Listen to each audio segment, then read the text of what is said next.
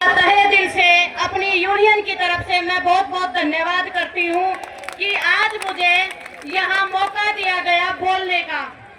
मैं आपको कम शब्दों में अपने बारे में, अपनी यूनियन के बारे में, अपने संघर्ष के बारे में बताना चाहती हूँ। हम 52 दिन से धरने पर बैठे हैं। दिन और रात का धरना लगा रखा है कुरुक्षेत्र में डीसी ऑफिस के सामने। हम 0 सैलरी के कर्मचारी हैं। 0 सैलरी कहने को नहीं है, ये एक सच्चाई है। हरियाणा में नायब सिंह सैनी की उपस्थिति में 0 सैलरी के कर्मचारी। मैं थोड़ी डिटेल बताती हूँ आपको इसके बारे में। 2023 में फैमिली आईडी डिपार्टमेंट ने वैकेंसी निकाली थी सीपीएलओ की, करीब पंचायत लोकल ऑपरेटर, जो एक गांव में एक ऑपरेटर लगाना था सरकार को, जो फैमिली आईडी का काम देखेगा। मुझे लगता है लगभग सभी फैमिली आईडी के द्वारा पीड़ित हैं, किसी के भी डॉक्यूमेंट्स पूरे नहीं है। तो सरकार ने इसीलिए हमारी भर्ती करी थी। 10 लाख बच्चों ने फॉर्म फिल करा। उसके पश्चात 1 लाख बच्चे आगे आए जिन्होंने प्री पेपर पास किया। 2 पेपर लिए गए विभाग के द्वारा। करीड विभाग, CRID करीड विभाग जो फैमिली आईडी का हब है, उसके पश्चात हमारा दूसरा पेपर अनाउंस हुआ नेगेटिव मार्किंग का। नेगेटिव मार्किंग फेस करके 10 लाख बच्चों में से हम 7000 बच्चे आगे आए। जब हमने पेपर दिया और पास हुए तो विभाग ने हमें कहा आप क्वालिफाई हो। 10 लाख में से 7000 बच्चे मेरिट पे आए। कोई छोटी बात नहीं होती नेगेटिव मार्किंग का पेपर क्लियर करना। हम बकायदा कंप्यूटर ऑपरेटर हैं और आज 52 दिन से धरने पर बैठे हैं। उसके पश्चात जब हमारा ज्वाइनिंग का टाइम आया तो विभाग ने हमें ऑफर लेटर दिया कि आप क्वालिफाई हो, ज्वाइनिंग कर लो।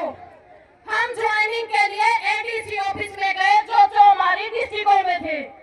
सारे पूरे हरियाणा के 7000 बच्चे सिलेक्ट हुए थे, हर गांव से, हर पंचायत से एक। उसके पश्चात जब हम ज्वाइनिंग करने के लिए गए, हमने सोचा हम सरकारी लगे और हमारी उम्मीद अपनी जगह खड़ी भी थी क्योंकि हमने 2 पेपर क्लियर करे थे। जब 2 पेपर क्लियर करने के बाद हम मेरिट पे आए तो हमारी उम्मीद कहीं ना कहीं सही थी कि हम सरकारी लगे और अब अपनी सेवाएं हम गांव सदर पे देंगे। जब हमने ज्वाइनिंग के बाद सोचा कि भी अब हमें सीटिंग मिलेगी, कौन सा गांव दिया जाएगा, हम उसके इंतजार में रहे। सब कुछ हमारा ऑनलाइन माध्यम से हुआ, ऑनलाइन पोर्टल। और बीजेपी सरकार बोलती है बिना खर्ची बिना पर्ची, कि हम तो बिना खर्ची बिना पर्ची की भर्ती करते हैं। हमने भी सोचा था कि भाई हम बिना रिश्वत दिए, बिना खर्ची पर्ची विभाग में हमने नौकरी मिल गई। लेकिन हमने 1 महीना वेट करा, 2 महीने वेट करा, ना सैलरी आई और ना काम। ये हमारी प्रक्रिया इलेक्शन के समय की गई। इलेक्शन के समय हमें झूठे सपने दिखाए गए और उसके पश्चात 18 महीने हमने हर मंत्री, हर एमपी, हर एमएलए सबके दरवाजे पर दस्तक दी पूरे हरियाणा में कि भाई ये हमारे ऑफर लेटर हैं और हमें नौकरी दी गई थी। तो आज हमें आप ज्वाइनिंग क्यों नहीं दे रहे, क्यों सैलरी नहीं दे रहे, क्यों हमें काम नहीं करने दे रहे?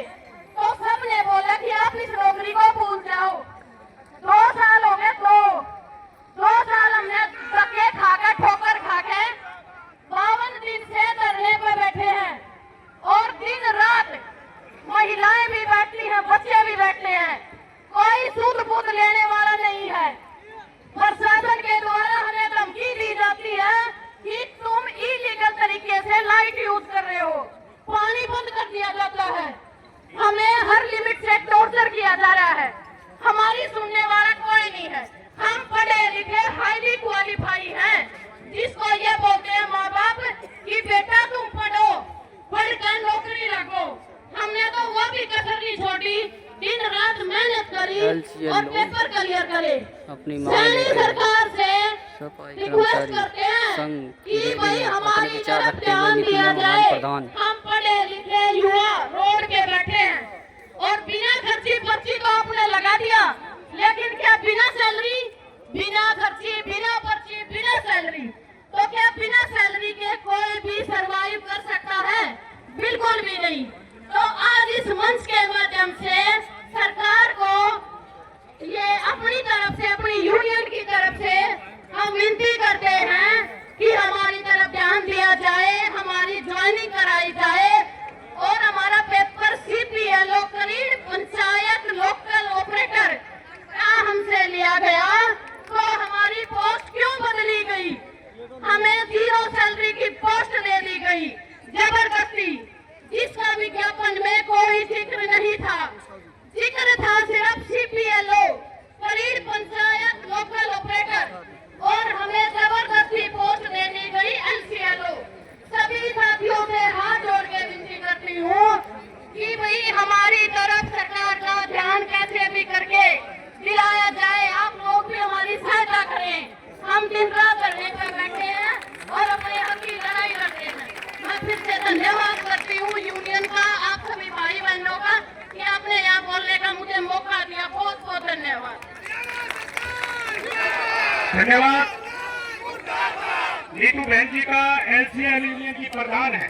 देखिए साथी, एक बात मैं आपको बताऊं कि जो नीतू जी ने अपनी बात रखी है ना, ये कोई उनका यहाँ पर आपको रिझाने के लिए संबोधन नहीं है।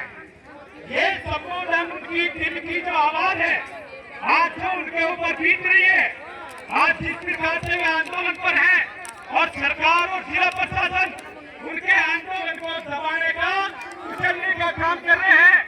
हम नीतू जी से उनकी समझ संगठन से ये कहना चाहते हैं कि इस मंच के माध्यम से आपके इस आंदोलन का पुरजोर समर्थन करते हुए हम ये जिला प्रशासन को इस मंच के माध्यम से ये चेतावनी देते हैं कि हमारे साथी जो आंदोलन पर हैं, उनकी जायज मांग है, वो अपनी मांगों के लिए लड़ रहे हैं, इसलिए उनको आराम से आंदोलन करने दें। और अगर आपने इनके साथ किसी भी प्रकार की कोई छेड़खानी करी, इनके आंदोलन को दबाने का काम किया, तो हरियाणा प्रदेश का लाखों कर्मचारी इनके समर्थन में उतर करके सड़कों पर प्रदर्शन करेगा।